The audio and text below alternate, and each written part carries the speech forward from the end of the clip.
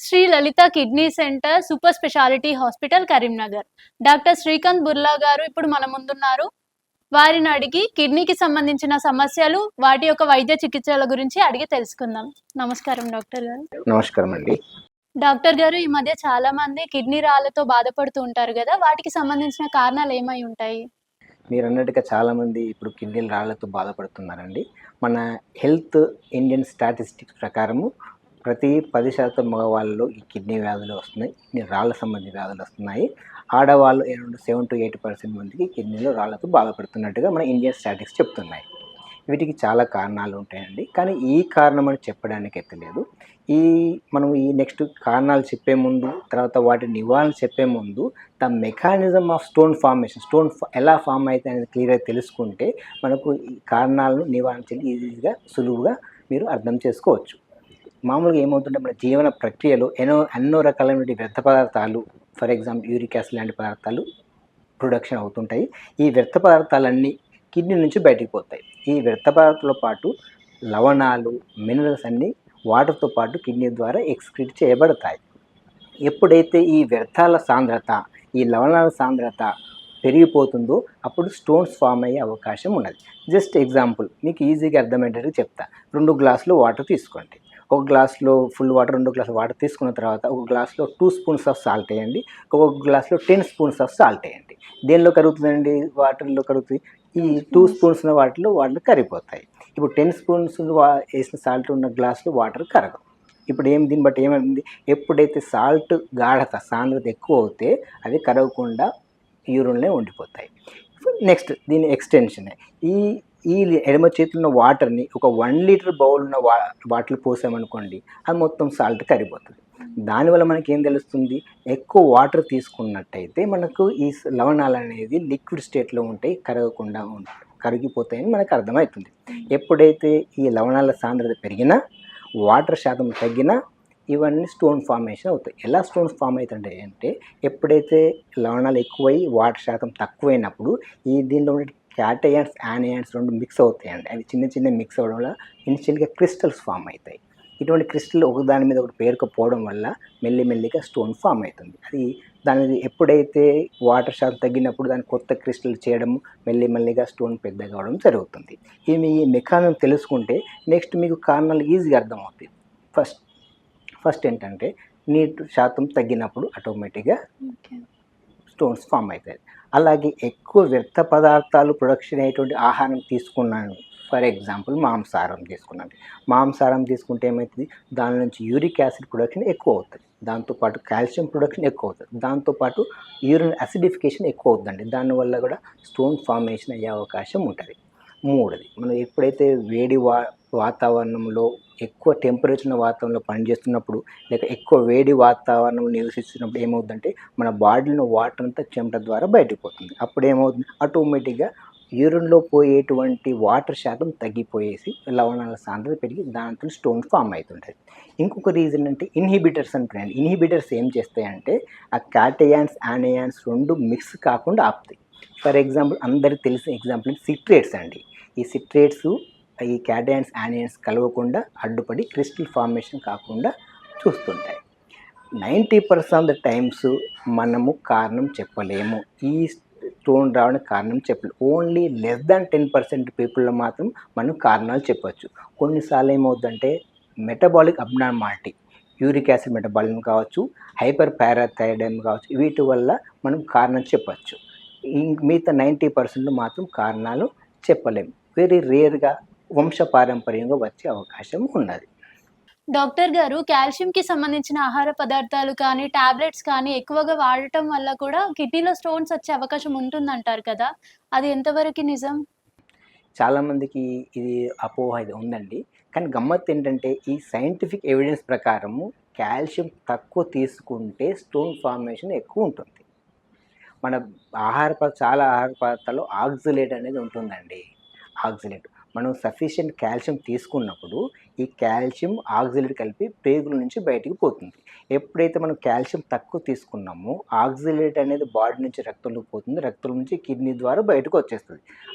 ఎక్కువ ఆక్సలేట్ ఎక్కువ అయ్యేసరికి యూరిన్‌లో ఆక్సలేట్ కాన్సంట్రేషన్ ఎక్కువ అయ్యి, ఇది ఇతర లవణాలతో కలిసిపోయి స్టోన్ ఫార్మేషన్ ఎక్కువ ఉంటుంది. ఓకే.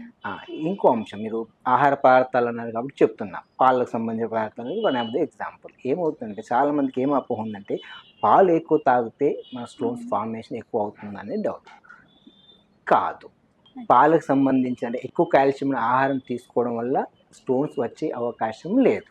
ఇవన్నీ కూడా మంచిగా అబ్జర్వ్ అయిపోతాయి. యూరిన్ ద్వారా మంచిగా వెళ్ళిపోతాయి. ఎప్పుడైతే డైటరీ కాల్షియం కాకుండా కాల్షియం టాబ్లెట్ తీసుకున్నప్పుడు మాత్రము స్టోన్స్ ఫామ్ అయ్యే అవకాశం ఉంది. నేను క్లియర్‌గా చెప్తున్నాను. డైటరీ వచ్చే కాల్షియం తోటి స్టోన్స్ ఫామ్ అయ్యే అవకాశం లేదు. కాల్షియం సప్లిమెంటేషన్ టాబ్లెట్స్ ద్వారా కావచ్చు, ఇంజెక్షన్ ద్వారా కావచ్చు తీసుకున్నప్పుడు మాత్రం స్టోన్ ఫార్మేషన్ అయ్యే అవకాశం ఉంటుంది. మనం కంపల్సరీ టాబ్లెట్స్ తీసుకున్నప్పుడు స్టోన్ ఫార్మేషన్ టెండెన్సీ ఉన్నప్పుడు మాత్రము కాల్షియం టాబ్లెట్స్ వీళ్ళకి తీసుకోకపోవడం, తీసుకుంటే లవణం ఆ కాల్షియం లవణం తగ్గించడానికి ఎక్కువ వాటర్ తీసుకోవడం కానీ, లేదా సిట్రేట్ లాంటి ఇన్హిబిటర్ తీసుకోవడం చేస్తే మంచిది. చాలా సార్లు తెలుసుకోవడం కష్టమండి. తెలుసుకోలేము కూడా. కానీ కొద్ది మందికి మాత్రం తెలుసుకోవచ్చు. అది తెలుసుకోవాలంటే స్టోన్ అనాలిసిస్ చేయాలి. స్టోన్ తీసిన తర్వాత దాన్ని పరీక్షకు పంపిస్తారు. దాన్ని బట్టి తెలుసుకోవచ్చు. నెంబర్ 1 కంప్లీట్ మెటబాలిక్ వర్కౌట్ చాలా 22 నుంచి 40 టెస్టులు ఉంటాయండి. అది బ్లడ్ టెస్టులు ఉంటాయి, యూరిన్ టెస్టులు ఉంటాయి, ఎక్స్టెన్సివ్ వర్కప్ ఉంటుంది. ఇవి అందరికీ చేయలేము. చేసిన ఫలితం చాలాసార్లు ఉండదు. కానీ స్పెసిఫిక్ గ్రూప్ ఆఫ్ పాపులేషన్ ఉంటారండి. మళ్ళీ స్టోన్స్ వచ్చినాయనుకోండి. ఇప్పుడు స్టోన్ సర్జరీ చేశాము. మళ్ళీ ఒక 2, 3 డేస్ మళ్ళీ వచ్చింది. మళ్ళీ వస్తే మాత్రం రికరెంట్ స్టోన్ ఫార్ములా మాత్రం చేయాలి. నెంబర్ 1. నెంబర్ 2 బైలాటరల్ స్టోన్ అంటే 2 వైపుల స్టోన్స్, మల్టిపుల్ స్టోన్స్ అంటే పెద్ద స్టోన్స్ ఉంటే ఈ వర్కప్ చేస్తాం. మూడవది ఏంటంటే చిన్న పిల్లల్లో మాత్రం స్టోన్స్ వస్తే మాత్రం కంప్లీట్ మెటబాలిక్ వర్కప్ చేస్తామండి. చేస్తే దాంతో ఏ కారణం వల్ల వచ్చిందో తెలుస్తుంది. ఈ మెటబాలిక్ డిజార్డర్స్ ఏమిటంటే యూజువల్‌గా కామన్‌గా వచ్చే యూరిక్ యాసిడ్ మెటబాలిజం ఉంటుందండి. కొద్దిమందికి హైపర్ పారాథైరాయిడిజం కూడా ఉంటుంది. వీటి వల్ల తెలుసుకోవచ్చు. ఈ స్పెసిఫిక్ రీజన్ అనేది లెస్ దాన్ 1-2% ఉందండి. 95-98% మాత్రం ఈ కారణం వల్లనే వచ్చింది మాత్రం చెప్పడానికి లేదు. కిడ్నీ రాళ్ళకి సంబంధించిన వ్యాధి లక్షణాలు ఎలా ఉంటాయి అంటారు డాక్టర్ గారు? చాలాసార్లు చిన్న స్టోన్స్ ఉంటే మాత్రం చాలాసార్లు సింప్టమ్స్ ఉన్నాయండి. కిడ్నీలో చిన్న స్టోన్స్ ఉన్నాయి. 5 mm, 4 mm, 3 mm స్టోన్స్ అంటే యూజువల్‌గా సింప్టమ్స్ ఉండవు. ఎప్పుడైతే కిడ్నీలో స్టోన్స్ పెద్దగా అయితే అది యూరినరీ ట్రాక్ట్‌ని అబ్స్ట్రక్ట్ చేస్తాయి. లేదా కొన్ని కిడ్నీలో తయారైన స్టోన్స్ కింది మూత్రం జారి పడిపోయినప్పుడు యూరినరీ ఫ్లో అబ్స్ట్రక్షన్ చేసినప్పుడు మాత్రమే సింప్టమ్స్ వస్తాయండి. ఈ పెయిన్ ఎలా ఉంటుందంటే వెన్నుపూస పక్కలో పెయిన్ వస్తుంది. అది ముందుకు పాకే అవకాశం ఉంటుంది. వెన్నుపూస పక్కన ఉండి ముందు పాకిందంటే అది కిడ్నీ స్టోన్‌కి సంబంధించిన పెయిన్ లాగా ఉంటుందండి. దాంతోపాటు చాలామందికి వామిటింగ్ ఉంటుందండి. ఈ పెయిన్ ఎంత సివియర్‌గా ఉందంటే వాళ్ళు కూర్చోలేరు, నిల్చోలేరు, పడుకోలేరు అంత సివియర్‌గా ఉంటుంది. దాంతోపాటు కొద్దిమందికి మూత్రంలో మంట రావడము, మూత్రం తరచుగా రావడం జరుగుతుంది. కొన్నిసార్లు మూత్రంలో రక్తం వస్తుందని వస్తారండి. ఎందుకు రక్తం వస్తుందంటే కిడ్నీ స్టోన్స్ కిడ్నీ లోపట ఉన్నట్టు యూరోథోలియన్ పొర ఉంటుంది. దాన్ని ఒరిపిడి చేయడం వల్ల మూత్రంలో రక్తం వచ్చే అవకాశం ఉంటుంది. కొద్దిమందికి జ్వరంతో వస్తారండి. మన స్టోన్ బ్లాక్ అయినప్పుడు కిడ్నీలో మూత్రం ఆగిపోతుంది. అది ఇన్ఫెక్షన్ అవ్వడం వల్ల వాళ్ళకు కొద్దిమంది జ్వరంతో ప్రజెంట్ అవుతుంటారు. కొన్ని రేర్ సిచ్యువేషన్‌లో బైలాటరల్ స్టోన్స్ ఉంటాయి. చిన్న స్టోన్స్ వచ్చేసి బైలాటరల్ కిడ్నీలో బ్లాక్ అవ్వడం వల్ల నాకు మూత్రం వస్తలేదని కూడా వస్తుంటారు. దీన్ని అక్యూట్ రీనల్ ఫెయిల్యూర్ అంటారు. కొద్దిమందికి ఆల్రెడీ మీకు చెప్పిన చిన్న స్టోన్స్‌కు సింప్టమ్స్ ఉన్నాయని చెప్పాను కదా! అలానే కొద్దిమందికి పెద్ద స్టోన్స్ ఉండి కూడా సింప్టమ్స్ లేకుండా ఉంటాయండి. అసిమ్ప్టమాటిక్ స్టోన్స్ ఉంటాయి. దురదృష్టవశాత్తు వాళ్ళు కిడ్నీ ఫెయిల్యూర్‌తోని మా దగ్గరికి వస్తారండి. వాళ్ళకి ఎప్పుడు ఎటువంటి సింప్టమ్స్ ఉండవు. వాళ్ళు మాత్రం CRF క్రానిక్ రీనల్ ఫెయిల్యూర్‌తో మాకు ప్రెజెంట్ అవుతారు. ఈ వ్యాధి లక్షణాలు ఇలా ఉంటాయి. కిడ్నీలో స్టోన్స్ వచ్చినప్పుడు ఎలా గుర్తుపడతారు? వాటికి ఏ టెస్ట్‌లు చేయాల్సి ఉంటుంది? మేము ఒకసారి సింప్టమ్స్ అనాలిసిస్ చేసిన తర్వాత ఇది కిడ్నీకి సంబంధించిన వ్యాధా కాదా అనేది సింప్టమ్స్ బట్టి మాకు అర్థమవుతుంది. ఒకవేళ మాకు కిడ్నీకి సంబంధించిన వ్యాధిలాగా అనిపిస్తే మాత్రం అల్ట్రాసౌండ్ స్కానింగ్ చేస్తాం. అల్ట్రాసౌండ్ అబ్డామిన్ చేసినప్పుడు వాళ్ళకి మాకు రిపోర్ట్‌లో చెప్తారండి. స్టోన్ పొజిషన్ ఎక్కడుంది, స్టోన్ సైజ్ ఎంత ఉంది, కిడ్నీ వాపు ఉందా లేదా అనేది క్లియర్‌గా చెప్తారు. దాంతోపాటు ఇన్ఫెక్షన్ ఉందా లేదా తెలుసుకోవడానికి కంప్లీట్ యూరిన్ ఎగ్జామినేషన్ చేపిస్తామండి. కంప్లీట్ బ్లడ్ పిక్చర్ చేస్తాము. దాంతోపాటుగా కిడ్నీ ఫంక్షన్ టెస్ట్ అంటే సీరం క్రియాటిన్ కూడా చేపిస్తాం. కొన్నిసార్లు అల్ట్రాసౌండ్‌లో పూర్తి వివరాలు కొన్నిసార్లు రాకపోవచ్చండి. కొన్నిసార్లు గ్యాస్ ప్రాబ్లమ్ అంటే గ్యాస్ షాడోస్ ఉండడం వల్ల స్టోన్స్ కొన్నిసార్లు గుర్తుపట్టలేరు. అటువంటి సిట్యుయేషన్‌లో మాత్రము CT అబ్డామిన్ చేపిస్తామండి. దానిలో ఖచ్చితంగా స్టోన్ సైజ్ ఎంత, స్టోన్ పొజిషన్ ఎక్కడుంది అంటే కిడ్నీలో ఉందా, మూత్రనాళం ఉందా, మూత్రం సంచిలో ఉందా అనేది క్లియర్‌గా తెలిసిపోతుంది. మేము మాత్రము ఆపరేషన్ చేయాలంటే మాత్రం కంపల్సరీ సీటీ స్కాన్ చేస్తాం. That is the route map for us. అది కంప్లీట్‌గా చేసిన తర్వాతనే మనం ఎటువంటి సర్జరీ చేయాలి, ఎటువంటి కాంప్లికేషన్స్ వస్తాయనేది మాకు క్లియర్‌గా తెలుస్తుంది. కిడ్నీలో స్టోన్స్ వచ్చిన ప్రతి ఒక్కరికి సర్జికల్ ట్రీట్మెంట్స్ చేస్తారా? ప్రస్తుతం ఏ ట్రీట్మెంట్స్ అందుబాటులో ఉన్నాయి? మీరు ఆల్రెడీ చెప్పినట్టుగా చిన్న చిన్న స్టోన్స్‌కి సింప్టమ్స్ ఉండవండి. అటువంటి వాటికి యూజువల్‌గా సర్జరీ చేయం. కానీ మన పాత కరీంనగర్ డిస్ట్రిక్ట్‌లో చాలామంది గల్ఫ్ కంట్రీస్‌కి వెళ్తుంటారు. ఇటువంటి వాళ్ళకి మాత్రం చిన్న స్టోన్ అంటే 7-10 స్టోన్స్ కూడా మేము సర్జరీ చేస్తాం. కానీ అసిమ్ప్టమాటిక్ చిన్న స్టోన్స్ మాత్రం యూజువల్‌గా సర్జరీ చేయం. ఆ ట్రీట్మెంట్ దేని మీద డిపెండ్ అవుతుందంటే స్టోన్ సైజ్ బట్టి డిపెండ్ అవుతుంది. First point. Number 2 position of the stone. అది మూత్రం సంచిలో ఉందా, మూత్రనాళంలో ఉందా, కిడ్నీలో ఉందా దాన్ని బట్టి ఆధారపడి ఉంటుందండి. ఒకవేళ మూత్రం సంచిలో ఉందనుకోండి, అది చిన్నగా ఉండే ఎండోస్కోపీ ద్వారా మేము ట్రీట్మెంట్ చేస్తాం. దాన్ని సిస్టోలిథోట్రిప్సీ అంటారు. ఒకవేళ మూత్ర సంచిలో పెద్దగా ఉందనుకోండి, అది కోత ద్వారా తీస్తాం. మేము మూత్ర సంచి నుంచి కోడిగుడ్డు ఆకారం షేప్ నుంచి అంత సైజు నుంచితో పాటు కొబ్బరికాయ అంత సైజు వరకు కూడా స్టోన్స్ మేము తీసేసాము. ఒకవేళ మూత్రనాళంలో ఉందనుకోండి, కింది భాగంలో మూత్రనాళం ఉంటే మాత్రం ఎండోస్కోపీ యూఆర్ఎస్ఎల్ సర్జరీ ద్వారా మేము తీసేస్తామండి. ఒకవేళ కిడ్నీలో స్టోన్స్ ఉంటే మాత్రము ఐదర్ లేజర్ ద్వారా తీస్తాం. దాన్ని ఆర్ఐఆర్ఎస్ ప్రాసెస్ అంటారు. కొద్దిమంది స్టోన్ పెద్దగా ఉంటే మాత్రం పీసీఎన్ హోల్ వేసి ఆపరేషన్ చేస్తామండి. సార్ మీ హాస్పిటల్‌లో లేజర్ ట్రీట్మెంట్ ఉందా? మా దగ్గర ఉందండి. మేము ఈ లేజర్ ట్రీట్మెంట్ అనేది 2015 ఎండ్‌లో స్టార్ట్ చేసామండి. మేము ఫస్ట్ ఇనిషియల్‌గా హోలియం 35 వాట్స్ లేజర్ తీసుకున్నాము. మేము స్టార్ట్ చేసే సమయానికి ఓన్లీ హైదరాబాద్‌లోనే ఇటువంటి ట్రీట్మెంట్ ఫెసిలిటీ ఉందండి. First time other than Hyderabad కాకుండా మన తెలంగాణలో, మన కరీంనగర్‌లో మేమే ఫస్ట్ స్టార్ట్ చేసామండి. సెకండ్ ఈ మధ్య 2020లో మేము తులియం 60 వాట్స్ లేజర్ తీసుకున్నాము. మేము తీసుకునే సమయానికి ఓన్లీ ఏపీ, తెలంగాణ కలిపి ఓన్లీ 5 మెషిన్సే ఉన్నాయి. ఇది అత్యాధునికం లేజర్ అండి. చాలా మంచి పవర్ఫుల్ లేజరు. లేజర్‌కి హోల్ వేసే దాని కింద పీసులకి తేడా ఏంటంటే లేజర్ ఆపరేషన్ ద్వారా చేసినప్పుడు ఎటువంటి హోల్స్ వేయం. ఉన్న మూత్రనాళం ద్వారా పోయేసి స్టోన్ బ్లాస్ట్ చేస్తాం. బ్లీడింగ్ ఛాన్స్ అసలే ఉండదండి. మా దగ్గర ఉన్నది అత్యాధునికమైన మిషన్ అండి. తులియం 60 వాట్ లేజర్ ఉంది మా దగ్గర. Prevention is better than cure అంటారు కదా! ప్రివెన్షన్ కోసం మీరిచ్చే సలహాలేంటి? ఫస్ట్ పాయింట్ నేను నీళ్ళు బాగా తీసుకోమని చెప్తాను. అడగగానే పేషెంట్ దగ్గర నెక్స్ట్ క్వశ్చన్ ఎంత తీసుకోవాలి? నేనేం చెప్తానంటే ఎంత తీసుకోవాలని చెప్పనమ్మా. మీ మూత్రం మాత్రము 2-2.5 లీటర్లు మూత్రం వచ్చేటట్టు చూసుకోవాలి. అంత 2.5 లీటర్స్ మూత్రం రావాలంటే మినిమమ్ 3.5 లీటర్స్ వాటర్ తాగాలి. ఈ 3.5 లీటర్స్‌లో ఒక 500 ml మనకు జీవన క్రియలు జరగడానికి, మెటబాలిజం జరగడానికి యూజ్ అవుతాయి. ఇంకొక 500 ml వాటర్ అనేది మనం తీసుకున్న వాటరు శ్వాస ద్వారా, చెమట ద్వారా పోతది. మిగతా 2.5 లీటర్స్ మాత్రం మూత్రం ద్వారా బయటికెళ్తాయి. ఈ 2.5 లీటర్స్ మూత్రం మనం మెయింటైన్ చేస్తేనే బాడీలో ఉన్న లవణాల శాతం దానిలో కరిగిపోయేసి వాటర్‌లో కరిగిపోయేసి స్టోన్ ఫార్మేషన్ తక్కువ ఉంటుంది. ఒకవేళ మనం వేడి పదార్థాలు నివసిస్తున్నా, లేకుంటే కార్మికులు ఉంటారు, వ్యవసాయదారులు ఉంటారు, కూలీ పనులు ఉంటారు. వాళ్ళు వేడి వాతావరణంలో పనిచేస్తారు. వాళ్ళకి 3.5 లీటర్స్ సరిపోకపోవచ్చు. వాళ్ళు చెమట ద్వారా ఎక్కువ వాటర్ బయటకు పోతుంది కాబట్టి ఎక్స్ట్రా 500 ml వాటర్ గానీ, 1 లీటర్ గానీ ఎక్కువ వాటర్ తీసుకోవాల్సి వస్తది.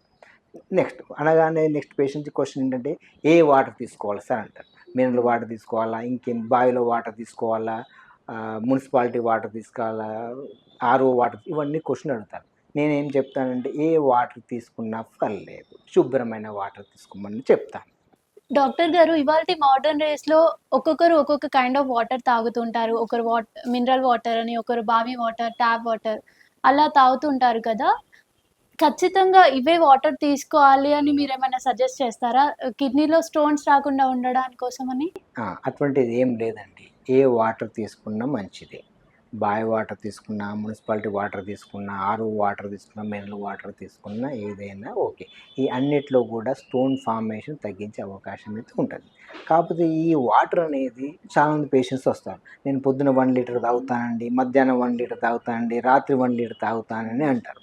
అది ఉపయోగం ఉండొచ్చు కానీ పూర్తి ఉపయోగం ఉండదు. నేనేం సజెస్ట్ చేస్తానంటే రెగ్యులర్ ఇంటర్వెల్‌లో రెగ్యులర్ ఇంటర్వెల్‌లో వాటర్ తాగాలి. అంటే ఫర్ ఎగ్జాంపుల్ ప్రతి గంటకి ఒక గ్లాస్ గాని, గ్లాసున్నర గాని, ప్రతి 2 అవర్స్‌కి 2 గ్లాస్ ఆఫ్ వాటర్ తాగమని చెప్తారు. రెగ్యులర్ ఇంటర్వెల్ ఉండాలి. రెగ్యులర్ ఇంటర్వెల్ ఉంటేనే బాడీ నుంచి వాటర్ పోతది. సాంద్రత తగ్గుతుంది. దానివల్ల స్టోన్ ఫార్మేషన్ తగ్గుతుంటది. కొద్దిమంది పేషెంట్స్ అడుగుతారు. మరి బీరు తాగొచ్చా అంటారు. ఆల్కహాల్ తాగొచ్చా అంటారు. కల్లు తాగొచ్చా అంటారు. ఎందుకంటే అది కూడా లిక్విడ్సే అని వాళ్ళ అపోహలు ఉంటాయి. ఇవేమి కూడా వాటర్‌ని రిప్లేస్ చేయలేవు. పైగా ఈ ఆల్కహాల్ అంటే బీర్ గాని అవన్నీ ఏమంటే బాడీని డీహైడ్రేట్ చేస్తాయి. డీహైడ్రేట్ చేయడం వల్ల స్టోన్ ఫార్మేషన్ ఎక్కువవుతుంది. అయితే కొత్త స్టోన్స్ ఫార్మ్ అయితాయి. లేకుంటే కొన్నిసార్లు ఉన్న స్టోన్స్ కూడా పెద్దగా అయ్యే అవకాశం ఉంటది. నేను చెప్పే సలహా ఏందంటే వీటికి దూరంగా ఉండమని చెప్తాను. రెండోది ఏందంటే వాటితో పాటు మాంసాహారం తక్కువ తీసుకోమని చెప్తానండి. Water main. సెకండ్‌ది ఏంటంటే మాంసాహారం తక్కువ తీసుకోమని చెప్తాను. ఎందుకంటే మాంసాహారం నుంచి బయటికెళ్ళే వ్యర్థపాతాలు ఎక్కువ ఉంటాయి. ఆల్రెడీ చెప్పాను యూరిక్ యాసిడ్ ఎక్కువ ఉంటుంది, కాల్షియం ఉంటుంది, యూరిన్ అసిడిఫికేషన్ అవుతుంది. దీనివల్ల స్టోన్ ఫార్మేషన్ ఎక్కువ అయ్యే అవకాశం ఉండదు. అందుకని వీలైనంత తక్కువగా మాంసాహారం తీసుకోమని చెప్తాను. దాంతోపాటు ఇన్హిబిటర్ తీసుకోవాలండి. సిట్రేట్స్ అంటే దేనిలో ఎక్కువ ఉంటాయంటే బత్తాయిల్లో, నిమ్మకాయల్లో బాగా ఉంటాయండి. ఇటువంటి ఆహార పదార్థాలు తీసుకోవడం వల్ల ఈ స్టోన్ ఫార్మేషన్ తక్కువగా ఉంటుంది. కిడ్నీలో స్టోన్స్ వచ్చిన కొంతమంది ఈ ఆకు తినడం వల్ల, ఈ ఆకు రసం తాగడం వల్ల కూడా స్టోన్స్ కరిగిపోయాయి, పడిపోయాయి అని చెప్తూ ఉంటారు కదా! అది ఎంతవరకు నిజమంటారు? దీనిలో ఎంత మాత్రం నిజం లేదండి. ఇది అపోహ మాత్రమే.